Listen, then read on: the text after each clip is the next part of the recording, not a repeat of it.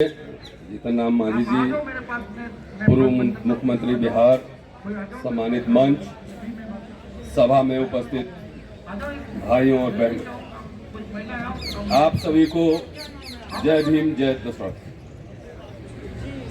आज आप 56 दिन की यहाँ जो यात्रा करके आए हैं,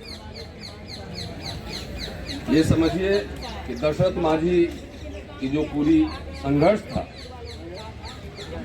उसका ये दूसरा चैप्टर, दूसरा अध्याय ये शुरू हुआ है। ऐतिहासिक पल गिना जाए।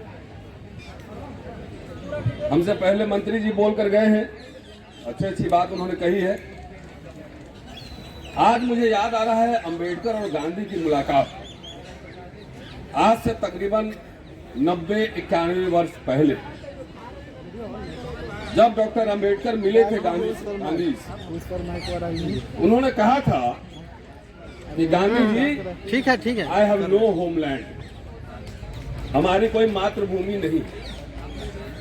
आज तकरीबन 90-91 साल बाद अगर ये सवाल फिर गांधी जी से पूछते डॉक्टर अंबेडकर, तो आज वो कहते कि mister Gandhi, I have half homeland, कि हमारी आधी मातृभूमि है।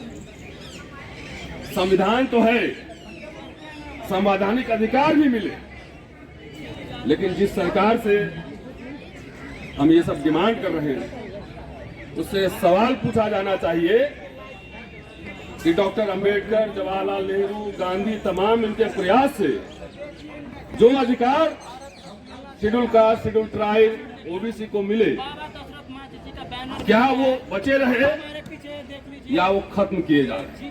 ये सवाल पूछना है। जो डिमांड है उसका समर्थन करता हूं। और मैं आपको, जीतन राम मांझी साहब हैं, शायद भूल गए होंगे, मैं याद दिला दूं कि मैं दिल्ली विश्वविद्यालय में Delhi university forum for social justice चलाता था, और मांझी साहब हमारे घर पर आए थे 2010 में, और वहां पे दशरथ मांझी श्रम सम्मान हम लोग देते थे विश्वविद्यालय के क्लास 4 एम्प्लॉइज को। कई साल हमने ये किया। भारत रत्न की बात उस समय भी चली थी। 2012 में उसी कार्यक्रम में उस समय के रेल मंत्री और राष्ट्रीय जनता दल के अध्यक्ष लालू प्रसाद यादव जी उसी कार्यक्रम में हमारे ही घर पर आए थे, और पूरे अखबार में रिपोर्टिंग हुई और पूरा टेलीविजन पर चला कि दशरथ मांझी असली हकदार हैं भारत रत्न के। आज से 10-12 साल पहले की बात मैं बता रहा हूं।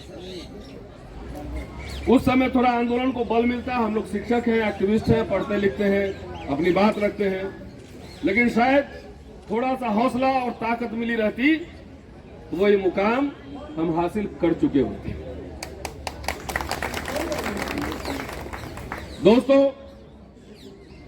हमारे से पूर्व कई वक्ताओं ने कहा कि भारत रत्न जिनको मिला है उन पर हम टीका टिप्पणी नहीं करें, लेकिन मैं करना चाहता हूं, और इसलिए करना चाहता हूं कि मेजर ध्यानचंद, हॉकी के जादूगर, उनको मिला आज तक भारत रत्न। बाबा साहब डॉक्टर भीमराव अंबेडकर, उनको उनके परिनिर्वाण के बाद मिला।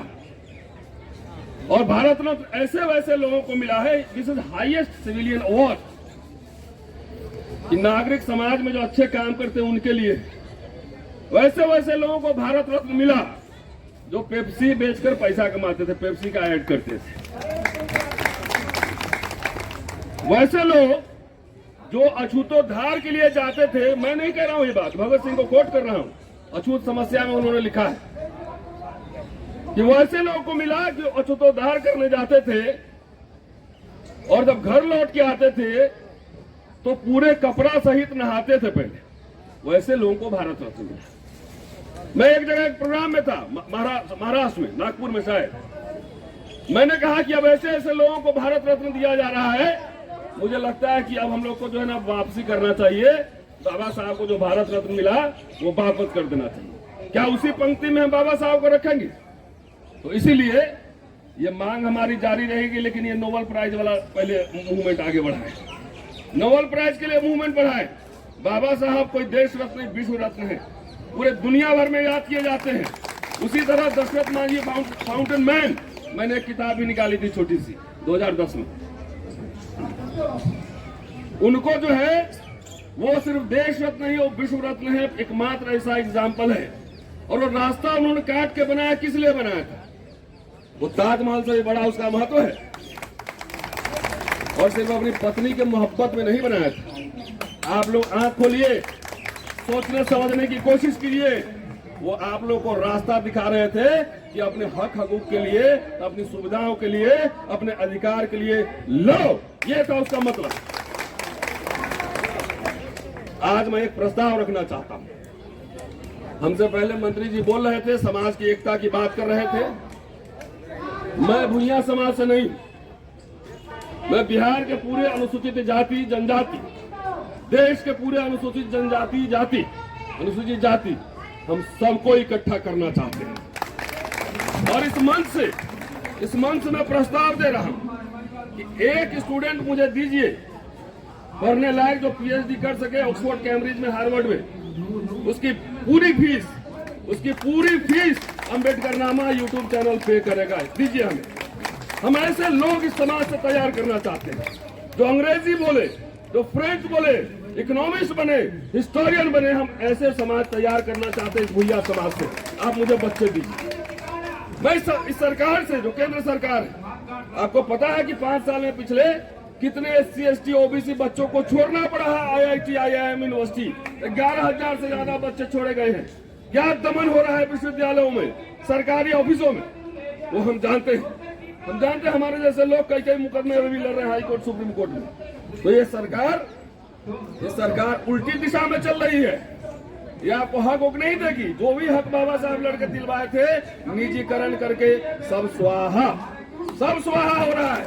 इसलिए लड़ो, भारत रत्न के साथ साथ अपने हक हकूक के लिए लड़ो। और यही संदेश था दशरथ मांझी साहब, यही संदेश था।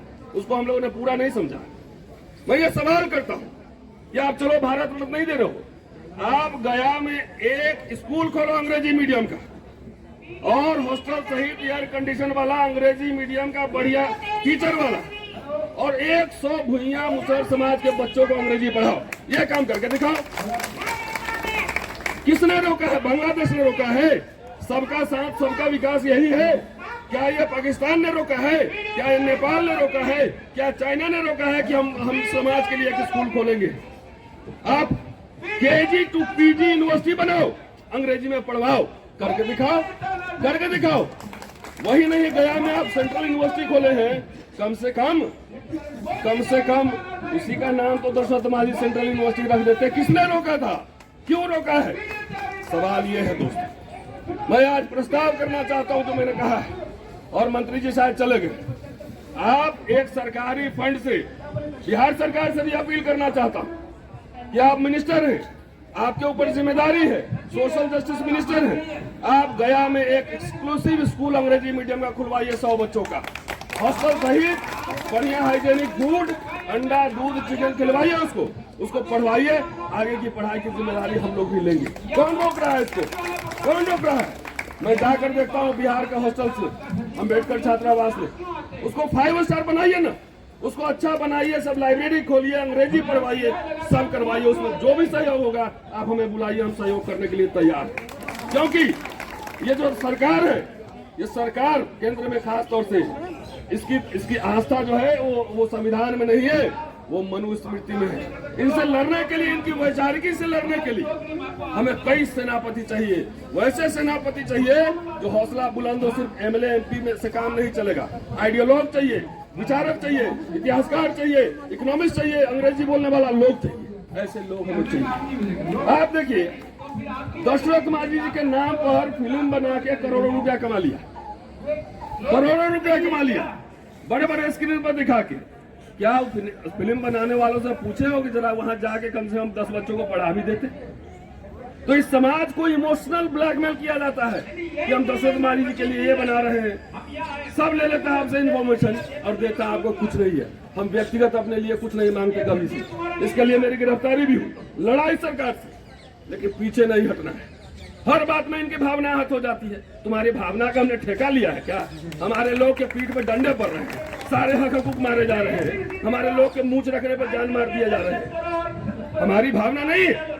तो ऐसे सरकार से, ऐसे फासिस्ट गवर्नमेंट से लड़ने के लिए हम सबको तैयार होना होगा। और आज में पिंटू हमारे संपर्क में है, जो भी घटनाक्रम होता है मेरे पास संसाधन नहीं है, लेकिन हर समय मैं खड़ा रहता हूँ, हर समय से खड़ा रहता हूँ। इसलिए मैं कहता हूँ, आज मुख्यमंत्री जी बैठे हुए, पूर्व मुख्यमंत्री जी, मैं कई बार इनसे मिला हूँ और कई बार मैंने कहा है कि हम लोग का जो बेहतर इस्तेमाल कर सकते हैं आप कीजिए, हम आपसे कुछ मांगने नहीं आए अपने लिए। मुझे जो मिलना था मिल चुका है और इससे ज्यादा मुझे क्या चाहिए। मैं पढ़ाता हूँ काफी है, लोग जानते हैं काफी है। हमें तो अब समाज के लिए लड़ना है, पे सोसाइटी करना है। इसलिए मैं फिर आह्वान कर रहा हूँ कि आप इकट्ठे होइए और पूरे अनुसूचित जाति जनजाति को इकट्ठे कीजिए। संगठन में ताकत है, अकेले अकेले जो है ना आदमी कभी भी बिक सकता है, इधर भी जा सकता है उधर भी जा सकता है। इसलिए संगठन को मजबूत कीजिए और दशरथ मांझी के नाम पर आप जाइए, स्कूल हॉस्टल कॉलेज सब का नामकरण कीजिए, अच्छो पढ़वाइए बच्चों को, तभी उसमें से अंग्रेजी बोलने वाला दशरथ मांझी निकलेगा। हमें वैसे दशरथ मांझी चाहिए जो अन्याय और जो अन्याय है उसकी पहाड़ को काट कर आपके लिए हक हुकूम दिला सके। शुक्रिया दोस्तों, जय हिंद। बहुत बहुत धन्यवाद।